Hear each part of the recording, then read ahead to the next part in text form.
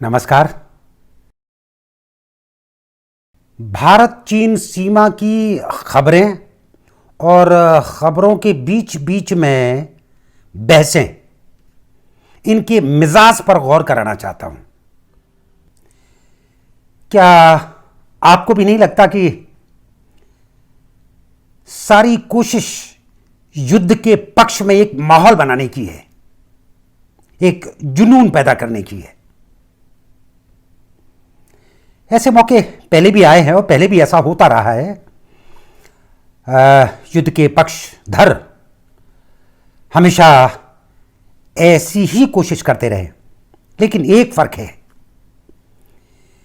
कि युद्ध के पक्ष वाले इन लोगों के बगल में पहले एक वर्ग युद्ध के विरुद्ध आवाज देने वाला भी हुआ करता था। और अगर गौर करें तो ये जो युद्ध के विरुद्ध आवाज देने वाला वर्ग जो इस समय गायब है, जबकि देश और दुनिया की जो स्थिति है, जो हालत है, इस वक्त ही उनकी सबसे ज्यादा जरूरत है।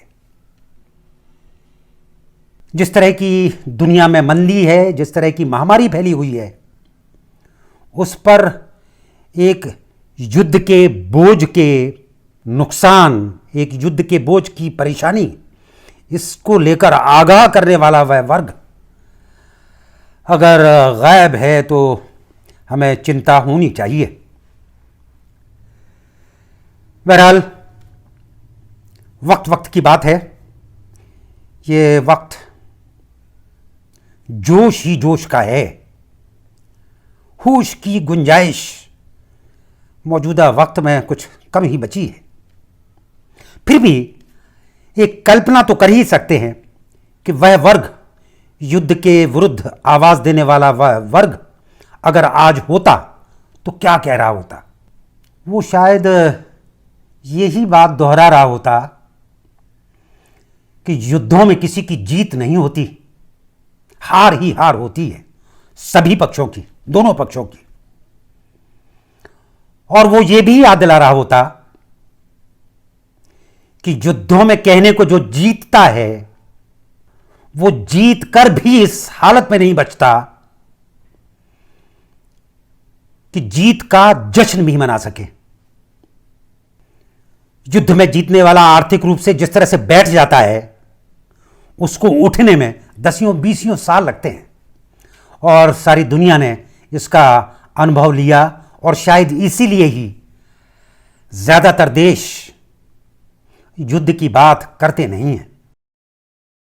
और इसीलिए दुनिया के ज्यादातर देश अब ये जरूर देखने लगे हैं कि युद्ध से उन्हें हासिल क्या होगा, उसके नफे नुकसान पर हिसाब लगाने के बाद ही वो युद्ध की बात करते हैं।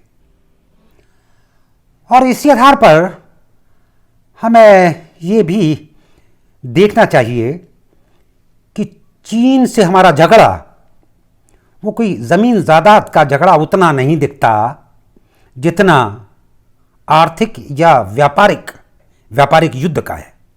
और वैसे भी आज के युद्ध का रूप सामरिक नहीं बचा, वह व्यापार युद्ध जैसा ही है। सामरिक युद्ध भी, उनका भी मूल कारण ये अर्थ और व्यापार ही है। एक बात को यहां पर और कहा जा सकता है, उस पर गौर कराया जा सकता है कि सीमा पर इस वक्त जो हालात हैं, उन्हें हमारी जांबाज सेना, मजबूत सेना और सरकार, ये सब हमारे राजनयिक, वो एक बार संभाल भी सकते हैं। लेकिन ये जो आर्थिक और व्यापारिक पक्ष है, ये जरा बड़ा सा मसला है। और इससे निपटने के लिए कोई किसी झटके में ये काम उतना आसान नहीं होता। अब अगर थोड़ी सी चर्चा चीन से अपने व्यापारिक संबंधों की कर लें तो शायद वो ज़्यादा प्रासंगिक होगी। चीन से हमारा व्यापार दिन पर दिन, साल दर साल बढ़ रहा है और उन नारों के बावजूद बढ़ रहा है जिन नारों में हम पिछले 4-5 साल से चीन का बहिष्कार और चीन के माल का बहिष्कार उसकी बात कह रहे हैं। एक आंकड़ा है कि इस समय चीन से हम 75 अरब डॉलर का माल खरीद रहे हैं, तरह तरह के सामान खरीद रहे हैं, और हम उसे सिर्फ 18 अरब डॉलर का सामान बेच पा रहे हैं। यह बड़ा सा व्यापार घाटा जो ये बताता है कि हमारी स्थिति व्यापार के मोर्चे पर है क्या।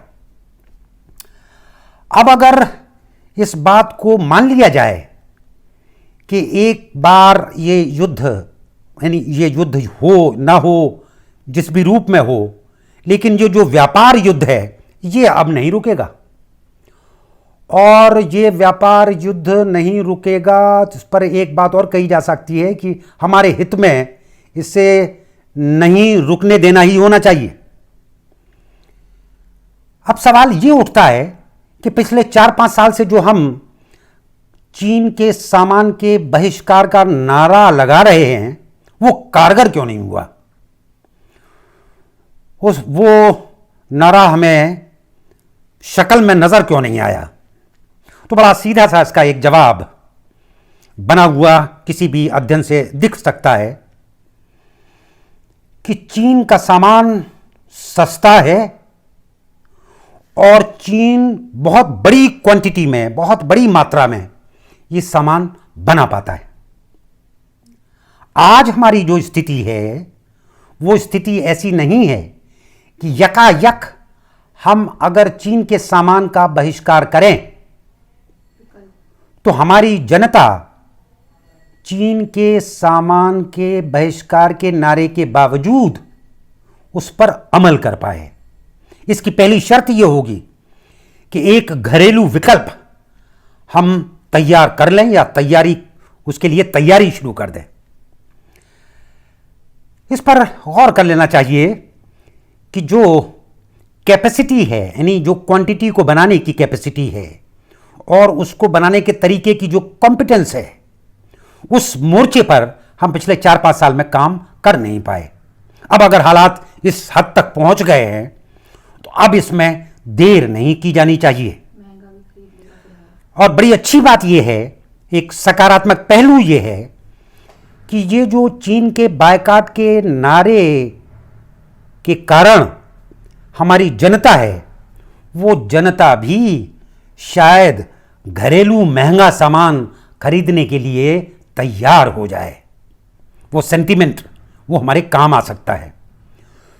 तो सरकार के सामने एक ये अपॉर्चुनिटी, एक ये मौका है जिस मौके का वो लाभ उठा सकती है। उसे बहुत ज़्यादा इसमें अड़चन आएगी नहीं।